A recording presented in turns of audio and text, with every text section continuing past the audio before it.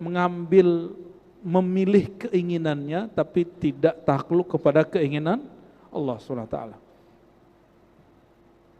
Kalau orang begini bersih, jauh dari tadbir ikhtiar, kira-kira orang Islam, orang beriman, mereka akan rajin berdagang nggak? Mereka akan rajin research, ya? Kenapa? Dia nggak takut sesat. Karena research pembahasan itu orang bisa keliru. Orang nggak akan berhenti belajar ilmu kemakrifatan. Takunu fi taibin minal aish. Kalau engkau tinggalkan dua sikap ini, pertama tadbir, memikirkan sesuatu yang belum terjadi, yang kedua menginginkan yang Allah tidak inginkan, memilih yang Allah tidak pilihkan. Jika dua sikap ini kita jauhi, takunu fi taibin minal aish. Hidupmu akan sukses. Takunu, engkau akan menjadi fi taibin, dalam kebaikan, keberkahan, minal aish, hidup. Terjemahan bebasnya apa? Hidupmu akan sukses, ya.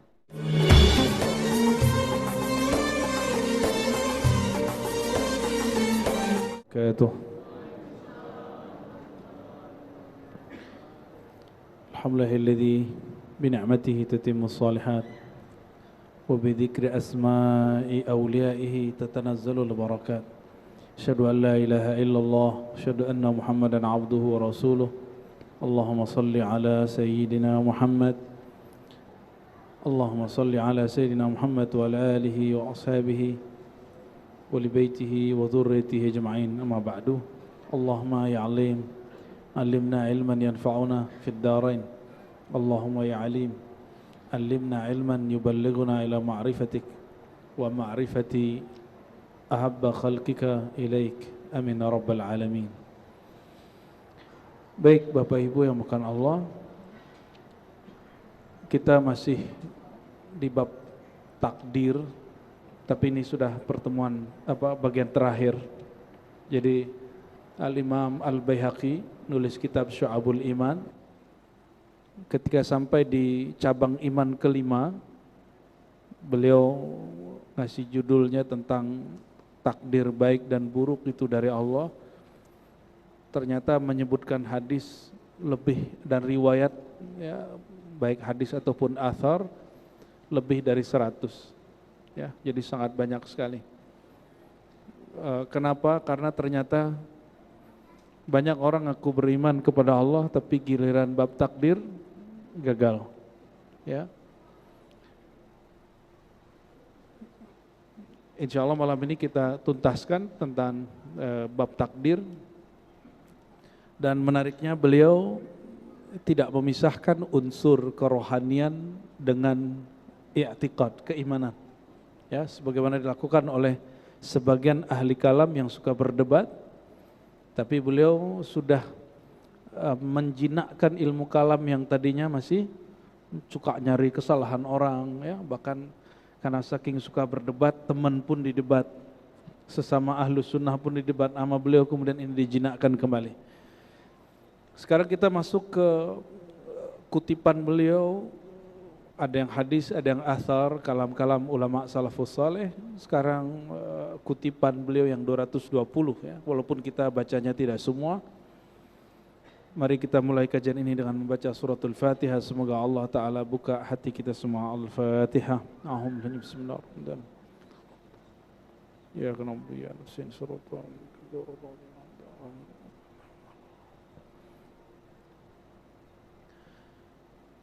وبالله قال حدثنا أخبرنا أبو عبد الله الحافظ قال حدثنا جعفر بن محمد بن سير قال سمعت أبا العباس بن عطاء. Beliau mengutip kalam seorang ulama salafus saleh bernama Abul Abbas Ibnu Atha.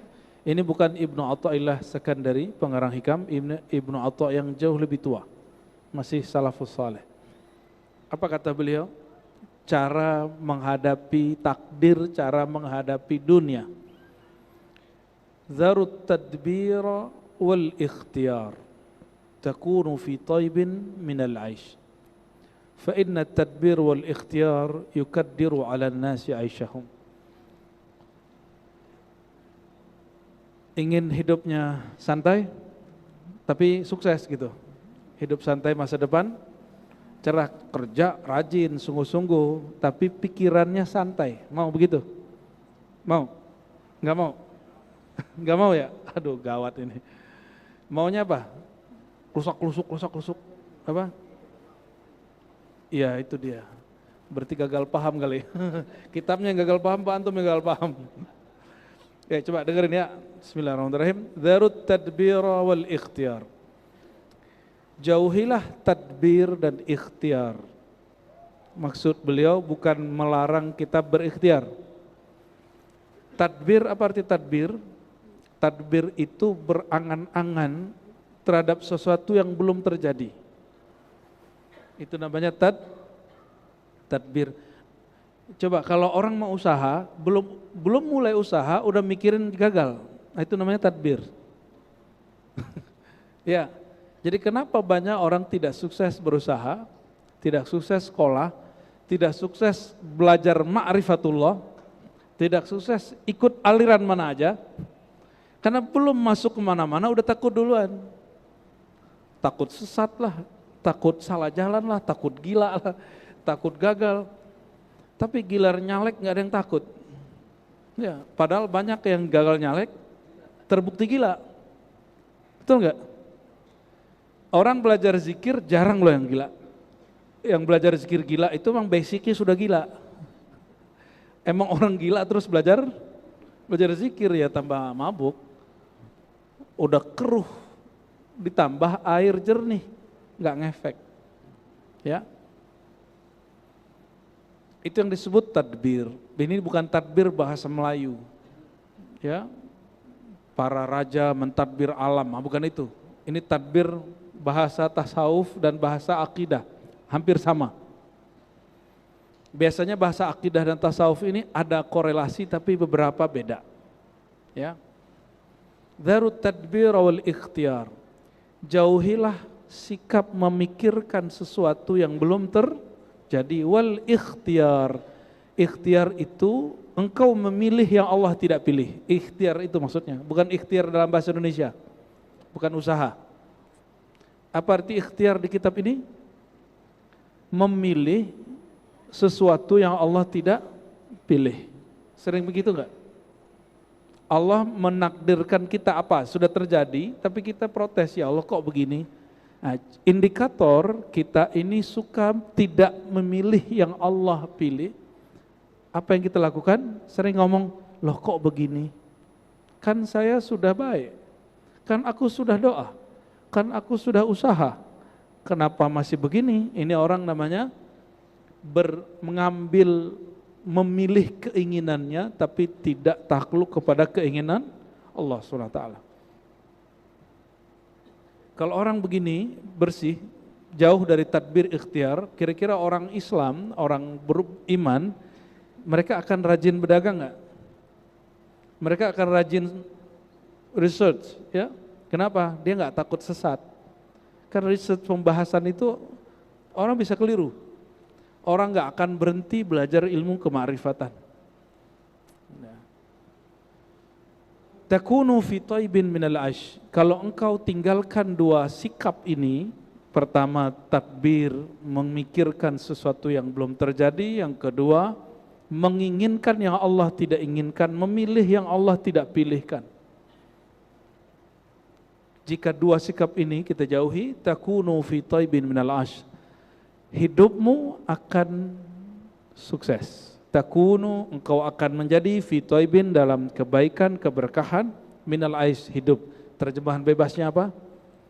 Hidupmu akan sukses. Ya. Oh, sekarang lagi banyak yang pengen jadi Imam Mahdi. Padahal Allah nggak milih dia. Ya, kita sering dapat surat, soalnya surat cinta dari Imam Mahdi. Canda-canda teman-teman tuh para mu'alim, kita buat reuni Imam Mahdi yuk katanya. Enggak tahu. Lo kan ngirim surat, ini ada yang dari sini, dari situ. Kalau saya kumpulin sudah hampir 30 surat. Hampir 30 surat yang ngaku dialah Imam Mahdi yang kamu tunggu, wahai Ar-Razi. Waduh, saya bingung juga tuh ya. Ini kalau dikumpulin kan mereka bingung tuh sesama Imam Mahdi, Pak. Kan seru ntar kalau ada begitu ya. Biar mereka nonton yang beginian ya. Emang dia doang yang ngalamin itu ya.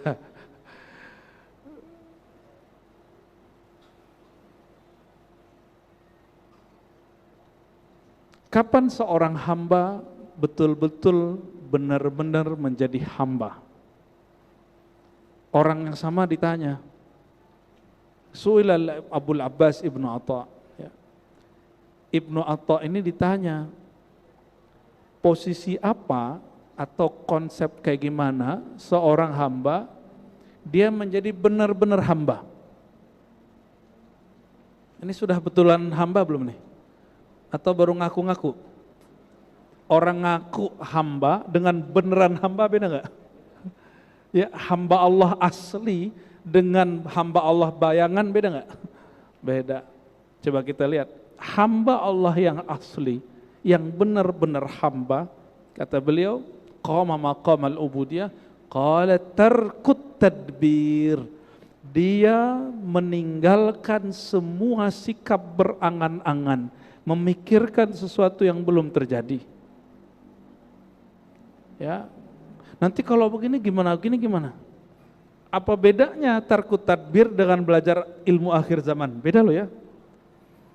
Belajar ilmu akhir zaman semuanya berdasarkan wahyu dan ilham. Kalau tadbir pakai angan, tapi ada juga yang kajian akhir zaman pakai tadbir, pakai angan-angan ada. Ada yang pakai WA juga ada, mau YouTube. Nih kita kasih tahu. Ini sudah akhir zaman? Akhir zaman pengkhabarannya langsung dari Nabi akhir zaman. Siapa beliau? Nabi Muhammad SAW. Berarti wahyu atau wali akhir zaman. Yang mereka dapat isyarat cara memahami hadis-hadis tentang akhir zaman. Nah, dan kita sudah riset dari 2006. Saya sudah mengkaji tentang hadis-hadis akhir zaman, tapi nggak paham-paham. Mengkaji kemudian kajian-kajian ulama-ulama, isyarat-isyarat yang mereka terima tentang akhir zaman, nggak paham-paham sampai terjadi pandemi. Ketemu orang aneh-aneh, ketemu kejadian aneh-aneh, dan rohani kita diberi anugerah besar lah oleh Allah SWT. Ya, di situ saya baru kemudian bisa menyusun, oh akhir zaman itu susunannya dari sini, baru paham. Ya. Maka susunan itu bukan kita yang bikin, itu memang ada hadisnya begitu, tapi tadinya nggak tahu cara membacanya. Karena kitab-kitab akhir zaman itu mazhabnya juga ada kitab tazkirah, ya, ada juga al-nihayah, tazkirah karya Imam Qurtubi, ada an-nihayah karya Ibnu Katsir, ada yang lebih tua lagi karya Imam Abu Syekh, tapi hadisnya banyak dhaif, ya. Cuma ada hadisnya dhaif, maknanya benar. Mungkin terjadi, namun orang-orang salah memahaminya. Contoh, masih ingat kejadian awal pandemi? Ini pada lupa semua pandemi. Emang memori antum pendek-pendek semua ya. Waktu awal pandemi, orang panik beli beras di mana-mana. Ada yang kemudian nabung emas, katanya yang bisa dipertahan ke akhir zaman cuma emas. Ya salam. Satu menggantungkan diri kepada beras, satu menggantungkan diri kepada emas. Dia lupa ilmu akhir zaman itu bukan masalah nyelamatin perut, dia nyelamatin kolbu. Ketika diumumkan nanti 15 Ramadan akan terjadi dukhon, semuanya panik. Benar gak? Masih ingat? Hadisnya paling dhaif loh. Walaupun isyarat beberapa aulia Allah itu akan terjadi, tapi bukan karena hadis dhaif itu. Karena hadis dhaif nggak usah dipercaya. Hadis dhaif tidak dapat dipercaya.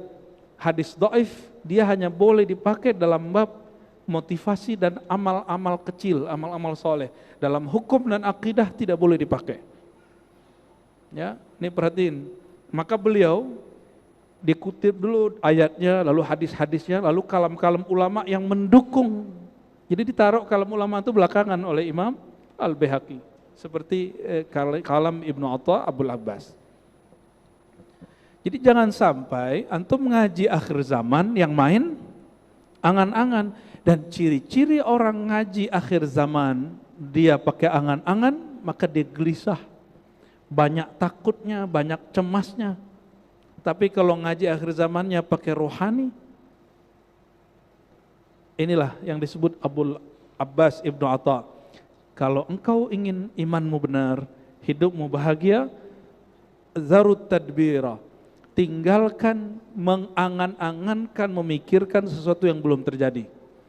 Ya, Dajjal keluar, udah keluar belum? Belum. Emang dia sudah ada, berarti Mahdinya udah ada juga dong.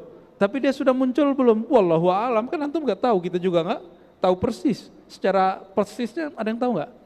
Oh, kecuali yang ngirim surat tuh kayaknya udah ada ya. Allahumma shalli ala Muhammad. Ya.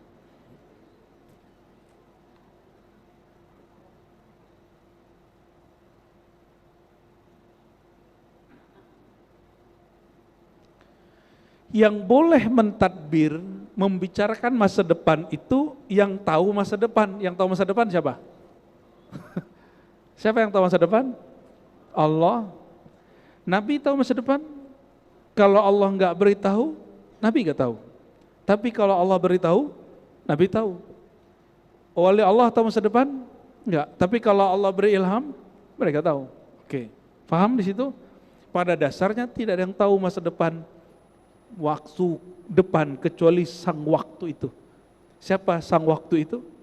Allah Subhanahu wa ta'ala. Ya.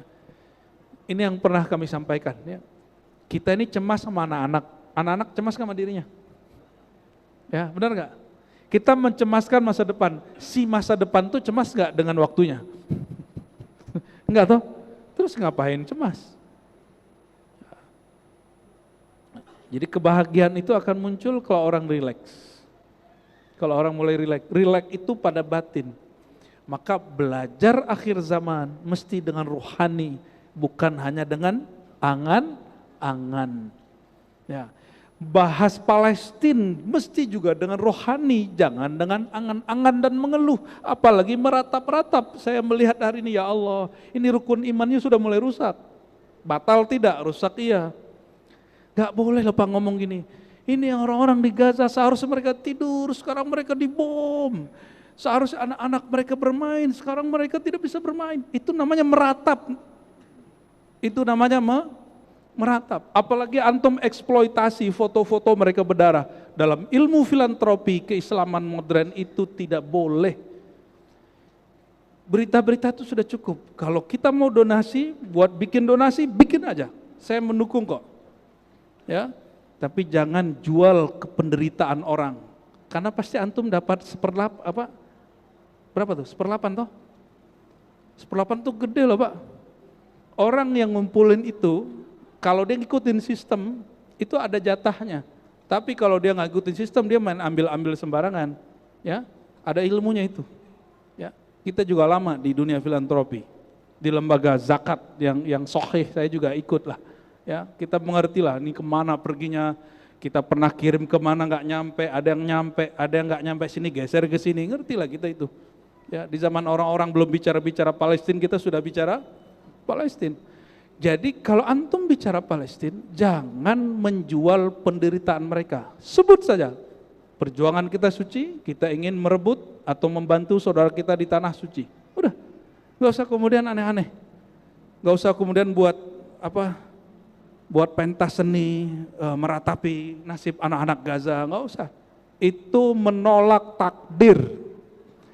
Itu menolak takdir. Sampaikan kepada semua orang yang katanya ingin memperjuangkan Palestina, Gaza, Sudan, semuanya. Ya, Imam Nawawi Al-Bantani, Syekh Nawawi Al-Bantani dalam kitabnya menyebutkan itu. Ya, ketika ada orang meratapi, seharusnya mereka hari ini tertidur, tapi mereka tidak bisa tidur. Harusnya mereka hari ini bisa sekolah, mereka tidak bisa sekolah. Itu dikatakan dan ditegur dan dinukil oleh Syekh Nawawi Al-Bantani dalam kitab Aqidah. Pertanda engkau tidak beriman kepada takdir. Ya. Saya mau tanya, kejadian di Sudan hari ini, di Yaman hari ini, di Iran hari ini, di Gaza, semua wilayah, itu izin Allah atau bukan? Izin Allah. Karena itu izin Allah, berarti kehendak. jangan meratap. Sepakat? Jadi antum buat donasi di sini kita dukung 100%, kalau perlu 1000% kita dukung. Ya, tapi jangan meratap, jangan jual penderitaan orang. Ya. Jadi nanti Bapak nih kalau bikin di sini ada pengumpulan zakat. Ya, nggak usah kemudian tampilin bahwa orang yang akan ditasarrufkan zakat kepadanya, disampaikan zakat kepadanya itu orang-orang yang buntung-buntung gitu ya, kepalanya pecah-pecah, nggak usah ditampilin. Sebutkan saja ini untuk para duafa, masakin, orang-orang yang sakit, orang-orang yang gitu aja. Ya, sebutkan data-datanya. Itu cukup. Ya, waktu dulu kami mencoba mengeksploitasi itu, ditegur oleh guru-guru besar kami. Ya, itu nggak boleh. Itu bagian dari meratap. Bagian dari meratap. Meratap haram atau halal? Haram, sepakat? Ya, jadi meratap tuh kita nggak mukul-mukul muka doang. Nggak hanya ente buat nih pentas penderitaan anak-anak Gaza, terus buat itu menangis-nangis, itu namanya meratap. Tidak dianjurkan, bahkan diharamkan, nggak boleh. Ya, perjuangan kita jadi tidak suci lagi. Perjuangan kita berarti dengan emosi bukan dengan rohani. Beda toh? Ya, beda perjuangan dan emosi dengan rohani. Ya, antum kan mau nyoblos pemilih baru nih, apa? Gubernur, jangan pakai emosi, pakai rohani. Maka Nabi SAW mengatakan jika hamma ahadukum, kalau kamu ada masalah, sholat 2 rakaat. Sholat itu kepala di bawah bukan di atas. Berarti jangan hanya pakai angan-angan. Ya, kok jadi kemana-mana ya? Ya, tapi emang begini. Karena banyak orang hari ini gelisah setiap kali baca dengar berita tentang Sudan, Gaza, Yaman. Ini apa nih? Ini bagaimana nih? Kok Islam begini ya? Gitu. Belum lagi debat nasab. Ya, lucu-lucu. Ada yang putus asa dengan semua debat nasab. Apa kata mereka? Kami sudah capek dengan debat semua ustadz. Kapan ustadz ini bikin mobil? Astagfirullah. Ini orang salah pertanyaan. Kalau dia nanya bikin mobil, jangan ke ustadz. Ustadz itu guru orang yang bikin mobil. Kalau mobilnya nanti gak diproduksi biar gak stres gitu ya. Allahumma sholli ala sayyidina Muhammad. Siap untuk tidak memikirkan yang belum terjadi? Mempersiapkan yang belum terjadi boleh. Ayatnya jelas. Ya. Wal tanzur nafsum ma qaddamat lighat, maka seseorang bersiaplah terhadap apa yang terjadi besok. Apa persiapannya? Kalau zahir, zahir, batin, batin. Kalau masa depan, Allah suruh kita persiapkan dengan batin. Kalau urusan makan ya kita nabung. Maka Nabi itu, Bapak Ibu, jangan dikira Nabi nggak nabung ya. Nabi itu menabung gandum untuk setahun beliau, keluarganya dan 9 istrinya. Tapi baru setengah, mungkin belum nyampe setengah tahun, 3 bulan sudah habis. Kenapa? Bagi-bagi. Setiap orang datang Nabi bagi, seorang datang Nabi bagi. Ada yang begitu gak?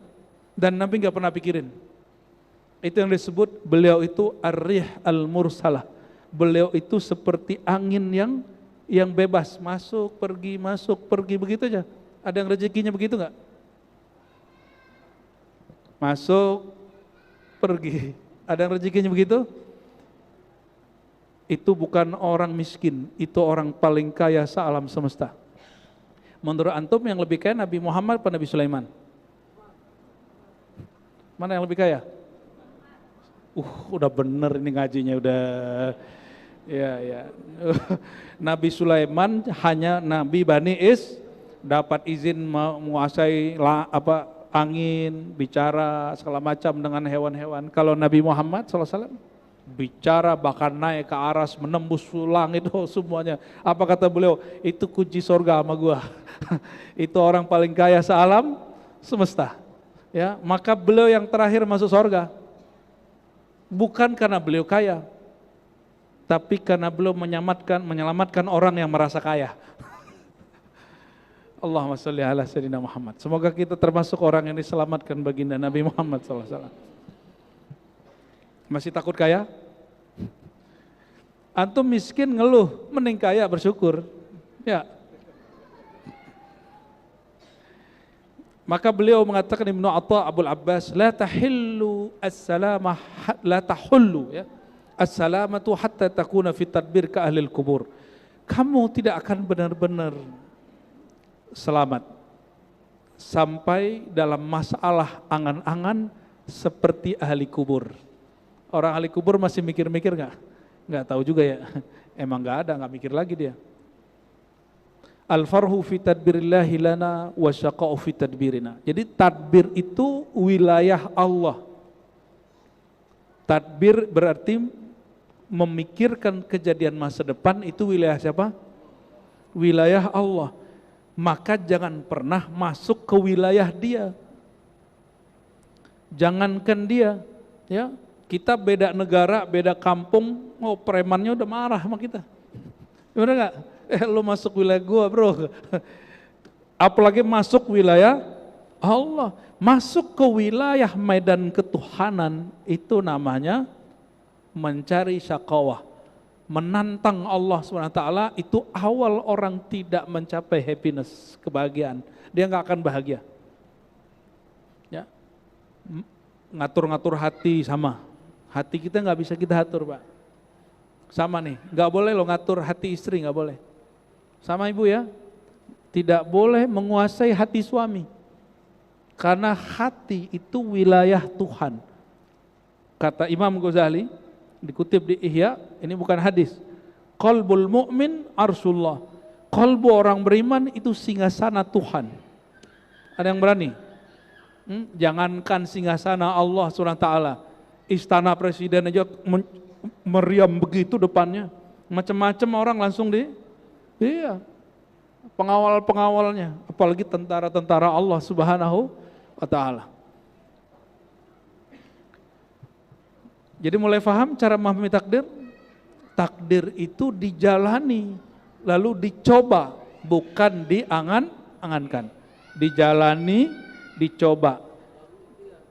Ikhtiarnya bukan ikhtiar dalam pemahaman yang di kitab ini, tapi ikhtiar itu maksudnya beristikharah kepada Allah, lalu lakukan apa yang kita sanggup. Itu ikhtiar yang dimaksud. Bukan kemudian memilih yang Allah tidak pilih. Itu lain. Ada yang tahu takdirnya enggak? Ada yang tahu takdir kekayaannya? Boleh jadi kita punya takdir 10, tapi kita ngambil cuma 3. Benar enggak? Kalau antum kemudian berbaik sangka kepada Allah, siapa tahu Allah upgrade menjadi 5, menjadi 7. Dan itu hanya dengan cara apa? Lakukan apa yang kita bisa semampunya dan semaksimalnya. Jangan berlindung dengan takdir padahal malas. Ada yang begitu? Ya, padahal malas. Tapi dia berlindung lewat sepertinya sudah takdir aneh-aneh hidup begini. Allahumma shalli ala sayyidina Muhammad. Lalu ada imam salafus soleh bernama Sahal, ya. Apa kata beliau? Al-balwa minallah ala wijhain. Bala itu tidak hanya buruk. Bala itu ada 2. Ada bala rahmat, ada bala uqubah. Uqubah akibat buruk. Jadi akibat itu bukan bahasa Indonesia lah ya. Kita ini banyak utang sama bahasa Quran. Rahmat bahasa mana? Bahasa Quran juga. Ya, sekarang jadi nama orang ya. Bala. Jadi bala itu artinya sesuatu yang sampai kepada kita. Kejadian yang sampai kepada kita disebut dengan bala. Apa kata beliau? Ada bala rahmat, ada bala uqubah. Fabalwar rahmah yub'ithu sahibahu ala izhari faqrihi wa faqatihi ila Allah. Wa tarku tadbir wa balwar uqubah yub'ithu sahibahu ala ikhtiyarihi wa tadbirihi. Bala rahmat ya, itu membuat orang yang mengalaminya menunjukkan kefakiran dan keperluan bahwa dia membutuhkan bantuan Allah Subhanahu wa Ta'ala. Maksudnya gini, nggak usah jauh-jauh. teks proklamasi kalimatnya gimana? Ya, ada kalimat rahmat Allah nggak? Gimana lafaznya? Dengan rahmat Allah, itu yang bikin negara kita dapat rahmat sampai hari ini. Ya, maka yang bikin pasti wali Allah itu. Jadi wali Allah itu nggak mesti ustadz. Bisa jadi wali Allah itu umara. Maka saya sampaikan sering Bapak Ibu, saudara-saudariku, dalam 7 ciri-ciri wali Allah yang nanti akan Allah ayomi di saat tidak ada pengayoman kecuali darinya. Yang nomor pertama bukan ustadz loh. Nomor pertama pemimpin yang adil. Ini mumpung di sini banyak nih kantor-kantor wakil-wakil rakyatnya, sampaikan ke mereka bahwa pemimpin yang adil itu lebih tinggi darjatnya dari muallim biasa, dari guru biasa. Karena guru hanya bisa ngajar, kalau dia ditahan sama pemimpin ngajar nggak bisa ngajar, Pak. Ya. Kita doakan pemimpin yang akan dilantik, Allah jadikan dia kekasih Allah. Allah jadikan kolbunya bening. Allah akan jadikan dia betul-betul cinta sama negeri ini, cinta sama rakyatnya, dia bawa kita ke rahmatnya Allah Subhanahu wa ta'ala. Ya.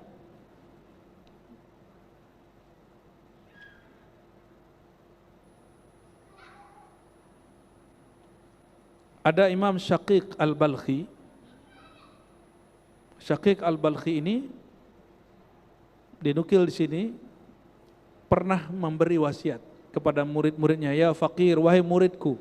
Dulu santri itu dipanggil fakir, Pak. Maka sekarang menjadi istilah dalam ceramah para ustadz, al-fakir, gitu kan? Ya, berarti dia merasa saya seorang santri gitu, yang memerlukan perhatian Allah dan bimbingan guru-guru. Itu artinya al-fakir. Wahai fakir, wahai para murid, la tashtagil wa la tut'ib fi talabil ghina. Jangan terlalu berangan-angan mencari kekayaan. Kerja aja. Tapi jangan pakai angan, pakai perencanaan boleh, angan nggak boleh. Apa beda rencana sama angan-angan? Rencana itu planningnya ada, planning 1, planning 2, planning 3 gitu, dan orang yang terarah. Kalau angan-angan, acak. Ya, udah merasa sukses sebelum waktunya, itu angan-angan. Atau sudah merasa gagal sebelum terjadi, itu juga angan-angan. Mohon maaf, ini kita perlu malu dengan saudara sebangsa kita yang keturunan China. Ya, mereka kenapa bisa menguasai perniagaan, bisnis? Coba properti, mereka punya. Karena mereka ngambil ilmu ini, padahal harusnya itu orang yang ngaku Islam harus ngambil itu. Jangan-jangan mereka lebih Islami dari kita, Pak. Bagi mereka kalau belum tahu gagal, maju aja dulu, ya kan? Kan belum tahu, masa depan kan masih belum jelas. Ya, begitu mereka sangat kuat. Lalu dikatakan oleh beliau, fa innahu idza qassama lakal faqra la takun ghaniya. Orang yang Allah tidak pernah bagi nikmat kaya kepada dia nggak akan pernah kaya. Maksudnya apa? Kaya itu takdir.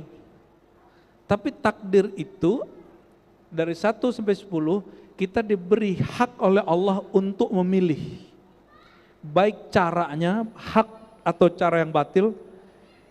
Dari 10 nih orang kaya, jadi dia data aja 1 sampai 10, dia bisa saja dengan cara yang halal, atau bisa saja dengan cara yang haram, bisa dengan cara yang baik, bisa dengan cara tidak baik, bisa dengan cara zalim, bisa dengan cara tidak zalim, bisa dengan cara jujur, bisa dengan cara korupsi.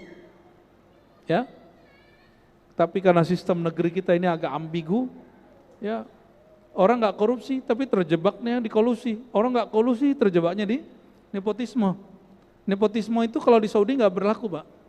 Karena emang negara Saudi negara apa? Monarki. Kalau ada proyek yang megang siapa? Saudara semua. Enak begitu, maka negaranya nggak ada pemilu. Nggak pemilu itu Bapak Ibu, seandainya Indonesia nggak ada pemilu, kita sudah jadi negara, salah satu negara kaya di dunia. Habis duit kita untuk pemilu. Coba tanya sama DPR, tanya sama Menteri Keuangan, berapa habis dana pemilu kita setiap 5 tahun? Itu yang tercatat, yang masuk, belum lagi yang personal. Satu orang, jangan DPR, DPRD, berapa Pak dananya? Di Jakarta. Berapa dia ngelontorin rata-rata? Ada yang tahu? Gua nyampe, MM-an lah. Ya nggak bisa pakai doa Pak. Kecuali temanku di Jawa Tengah, ikut partai santri, betul masuk dia. Ya saya nggak punya modal ya, tapi karena Kiai yang suruh maju masuk. Ya zero. Ada tuh partai begitu. Tapi kita nggak tahu sampai kapan partai itu akan begitu. Oke. Lalu lawan dari tadbir, lawan dari memilih sesuatu yang tidak dipilih Allah, apa lawannya? Yang kita sudah bahas sebelumnya itu ridha. Ya. Abul Abbas Ibnu Atha, ya, lagi-lagi Imam Salafus Saleh ini dinukil, kata beliau ar-ridha tarkul khilaf 'ala Allah fima yujrihi al-'abd. Kapan seorang itu disebut ridha? Kalau dia tidak menentang keinginan Allah. Allah maunya kamu begini, terima aja gitu. Tapi jangan kemudian belum ngapa-ngapain udah terima. Itu namanya pemalas. Beda ya. Kapan seseorang tahu usaha dia, kemampuan dia itu batasnya A? Kapan dia tahu? Dia duduk aja atau dia coba? Coba. Antum ngomong, kayaknya takdirku begini. Itu setelah mencoba atau sebelum mencoba?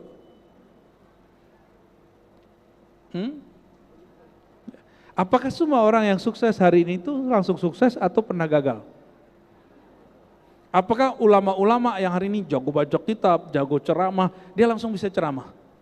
Adakah orang terlahir langsung bisa ceramah? Adakah orang terlahir dia langsung kemudian punya rekening dan bisa ngambil sendiri? Enggak ada kan? Kalau dia punya warisan ya, tapi punya rekening langsung kan enggak? Karena masa depan itu ada dua, jadi angan-angan itu cara menanggapi masa depan dengan negatif, berusaha dan mencoba itu cara menanggapinya dengan cara yang positif ya. Itu dalam bab dunia Pak, dalam bab kerohanian ya. Jangan belajar sama ustadz itu nanti kamu gila. Nah itu namanya salah satu tadbir itu ya. Akhirnya ilmu antum cetak segitu aja dari dulu ya. Baik, azan dulu tafadhal.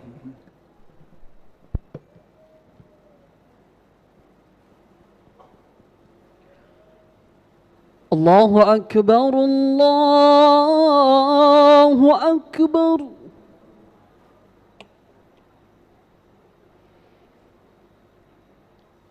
Allahu Akbar, Allahu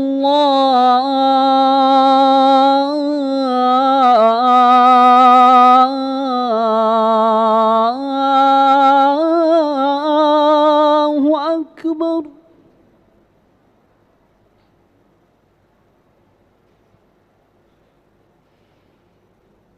أشهد أن لا إله إلا الله.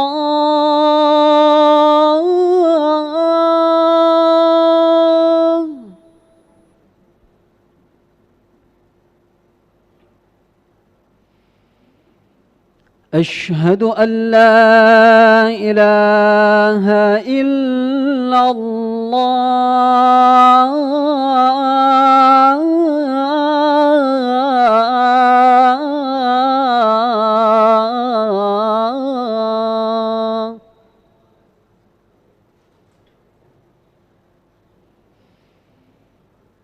أشهد أن محمدًا رسول الله.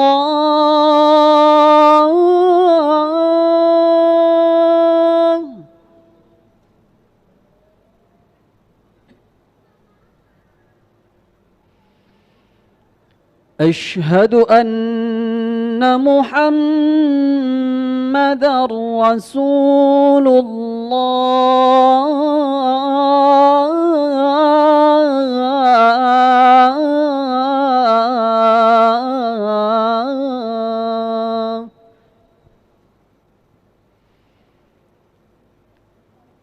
حي على الصلاة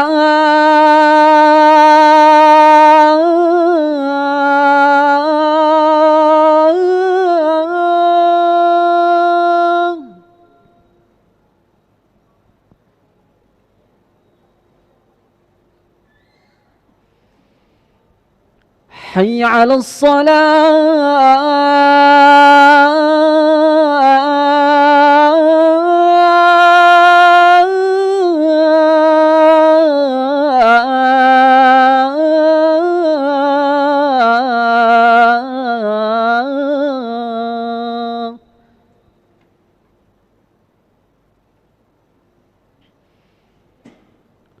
حي على الفلاح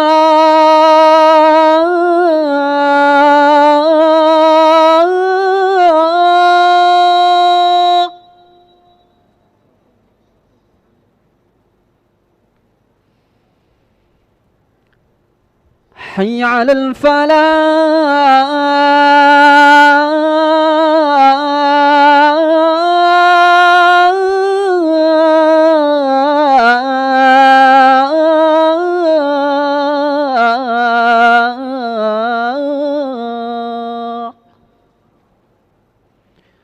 الله أكبر الله أكبر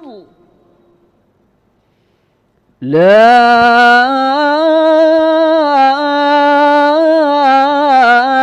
إله إلا الله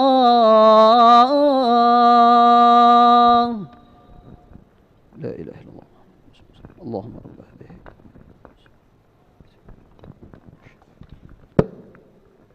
رضيت بالله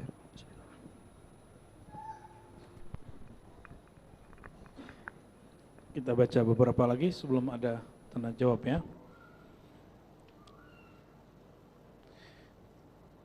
Lalu di sini disebutkan ada imam namanya Ibnul Faraji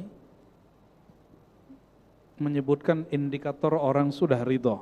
Apa ciri-ciri antum sudah ridha? Sudah ridha belum hari ini?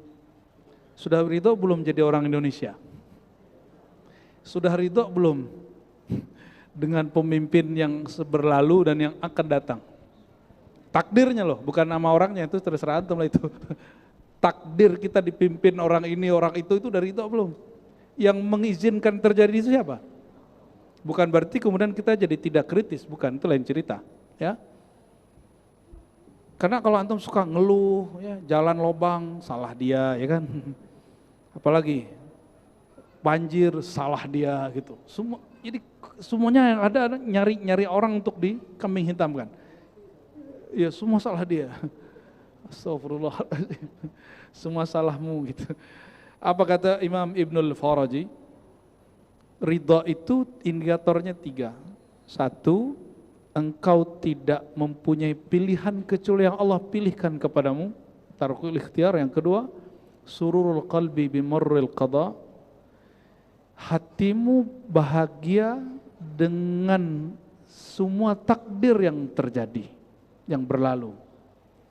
Berarti beliau dihajar yang pertama jangan angan-angan masa depan. Kalau yang sudah berlalu, hatinya bahagia. Hari ini takdir yang sudah dialaminya bahagia nggak? Ya, surur tuh happy aja.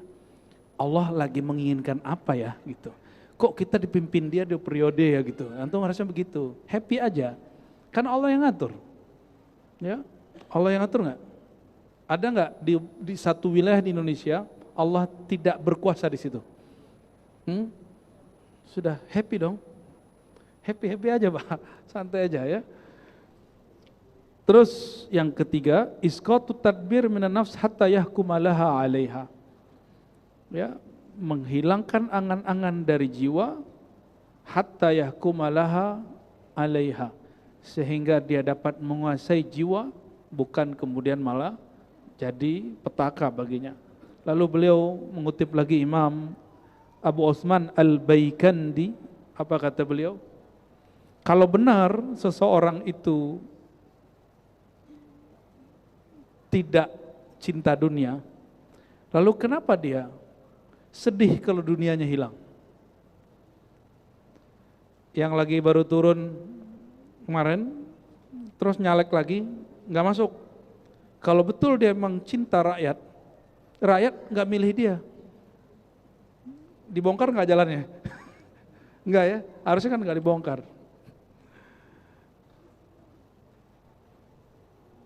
Nah, ini bagian akhir yang kita baca di bab ini, bukan akhir dari kitab ini, tapi bagian akhir yang kita baca di bab ini. Ciri-ciri rukun imannya sudah sempurna apa?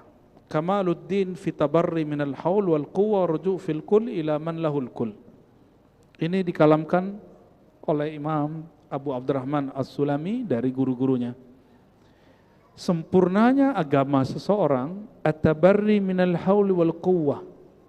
Dia tidak lagi berangan-angan tentang kemampuan dia, kesempatan dia. Ya, jangan pakai angan. Waruju' fil kul ila man lahul kul. Lalu totalitas kembali kepada Allah yang maha menguasai alam secara total. Ya, maka saran kami untuk diri kami sendiri dan kita semua, kalau ada niat sesuatu jangan pakai angan-angan, langsung sholat 2 rakaat, minta restu Allah, langsung kejar. Seandainya belum, siapa tahu ditakdir setelahnya. Karena takdir kita bukan hanya satu. Karena Sayyidina Umar ketika ditanya, kenapa engkau menghindari negeri yang ada wabahnya? Apa jawabannya? Kami menghindari satu takdir, memilih takdir yang lain. Berarti memilih takdir boleh? Ya, orang yang hari ini hidupnya susah karena dia memilih hidup susah. Dia memilih takdir susah. Oh, saya sudah usaha. Loh, emang ente usaha seperti orang yang sukses hari ini? Kan enggak.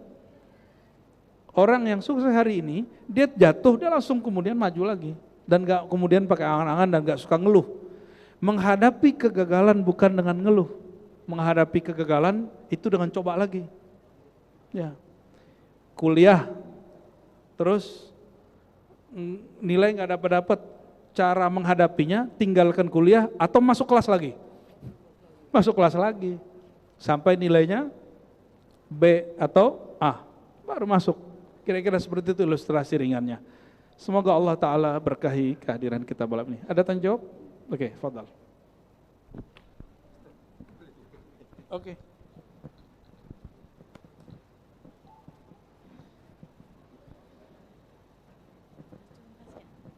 Terima kasih Buya atas kesempatannya. Kami persilakan kepada Ibu yang ingin bertanya atau Bapak. Sambil menunggu satu penanya, boleh.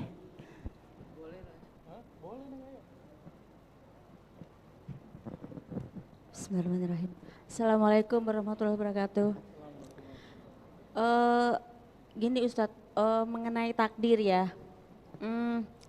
Saya itu keinginannya tidak ingin bekerja dengan orang lain. Nah, saya mencoba wira swasta itu dari umur 25 sampai sekarang itu gagal terus. Oke. Tapi saya sambil kerja karena untuk menutup ekonomi saya supaya stabil sambil kerja, tapi saya membangun untuk masa tua saya supaya saya tidak bekerja dengan orang lain gitu. Oke. Nah, Gimana caranya? saya berpikir itu apakah saya itu takdirnya harus kerja dengan orang lain terus? Saya berpikir di situ. Oke. Setiap saya habis usaha, buka usaha, misalkan nih habis buka kuliner, besok aduh gagal nih, gagal. Terus akhirnya saya buka usaha kayak laundry gitu kan, di bidang bukan bidang yang sama gitu. Tapi gagal lagi. Oke, pertanyaannya? Pertanyaannya, apakah saya takdir saya? Ini umur saya udah 51. Oke. Masih Apakah muda. takdir saya itu sampai Dibandingkan antum masih sampai muda. pensiun akan Oke. seperti ini terus gitu? Baik. Oke. Iya, terima kasih. Ya, Bu siapa? Bu? Ibu Ida. Bu Ida. Baik, Bu Ida. Kayak lagu-lagu jadul ya namanya, Bu Ida gitu. Oke, Bu Ida. Ini saya bacakan satu hadis. Jangan-jangan hadis ini belum dapat. Ini untuk orang yang kalau nggak ingin bekerja dengan orang lain berarti dia ingin jadi leader toh? Benar nggak? Oke. idza aradallahu bi imamin khairan ja'ala lahu waziran salihah. Hadis Imam Nasai, hadis sahih. Ciri-ciri orang diberkati sukses untuk memimpin, Allah jadikan orang-orang sekitarnya orang-orang yang soleh. Soleh itu cocok sama dia. Mungkin ibu sudah usaha, tapi ibu nggak punya tim yang solid. Betul nggak? Karena ibu nyambi. Ya, nggak bisa nyambi bu. Coba tanya semua orang yang sukses hari ini, walaupun dia cuma jualan pisang goreng, tapi kemudian banyak cabangnya, atau punya rumah makan Padang yang tadinya kecil sekarang jadi besar. Emang rumah makan apa sederhana itu langsung gede. Dulu emang sederhana, sekarang sederhananya pakai pajak.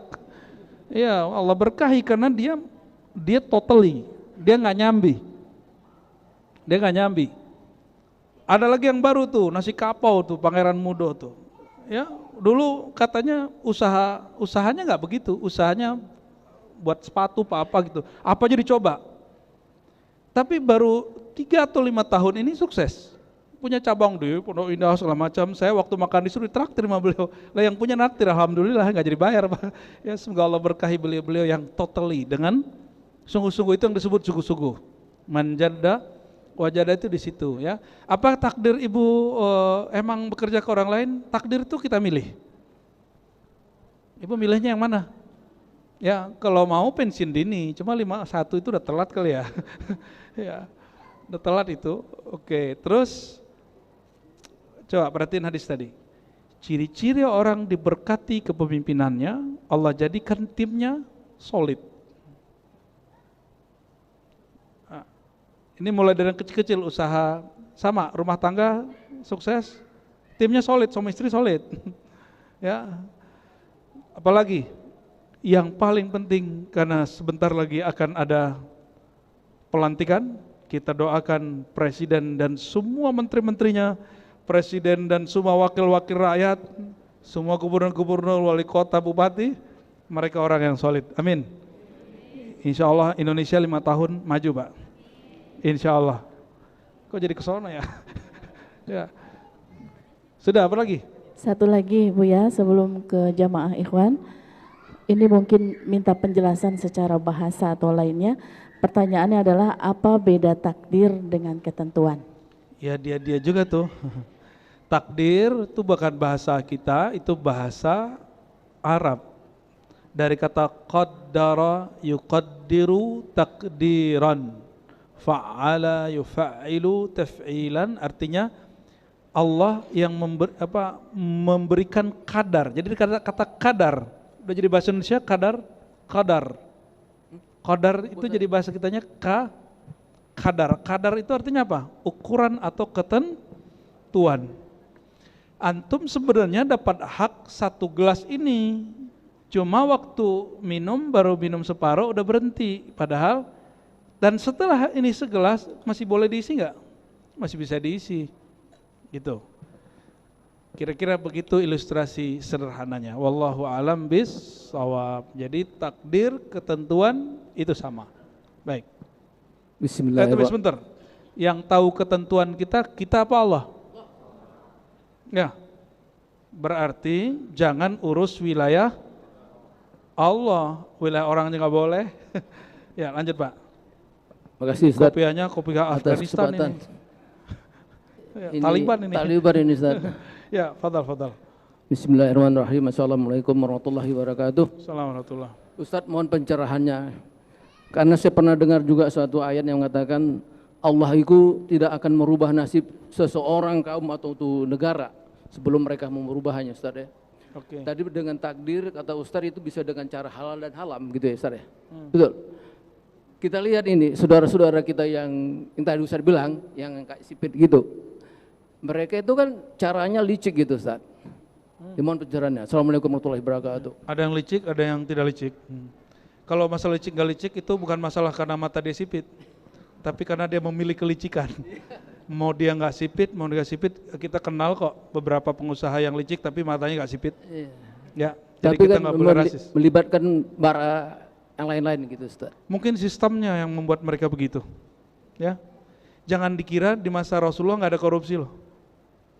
Jangan dikira di masa sahabat mulia nggak ada korupsi. Imam At-Tabari nulis kitab Tarikh Tabari, sahabat-sahabat Rasul itu ada beberapa yang diadili karena tersangka, ya, terdakwa, terbukti. Ada yang kemudian Sayyidina Umar menyangkakan satu ke Abu Hurairah, lalu kemudian dia mencabut kembali.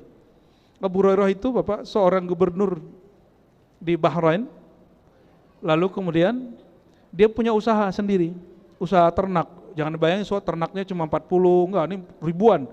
Jadi ternaknya 10.000 gitu. Punya kambing 10.000 itu orang kaya apa orang miskin? Punya onta 12.000 gitu. Abu Hurairah itu berhasil bangun PT-nya sendiri kalau sekarang itu ya. Ada laporan, biasa tukang laporan kan selalu ada. Itu Sayyidina Abu Hurairah dicabut dari kepemimpinannya, dimakzulkan, dan semua hartanya disita. Oleh siapa? Oleh Umar. Tapi setelah beberapa bulan penyelidikan nggak terbukti dia korupsi. Apa kata Umar? Abu Hurairah, mohon maaf kalau engkau berkenan engkau jadi gubernur lagi. Kata Sayyidina Abu Hurairah, ogah. Nanti aneh kaya lagi, ente ambil lagi duit aneh katanya. Ente tuduh lagi aneh jadi koruptor. Ya, semoga orang-orang yang tersangka hari ini tidak terbukti dia tersangka. Amin. Ya, semoga mereka emang orang baik tapi terjebak sistem, tapi Allah selamatkan kembali. Amin ya rabbal alamin ya. Udah cukup ya?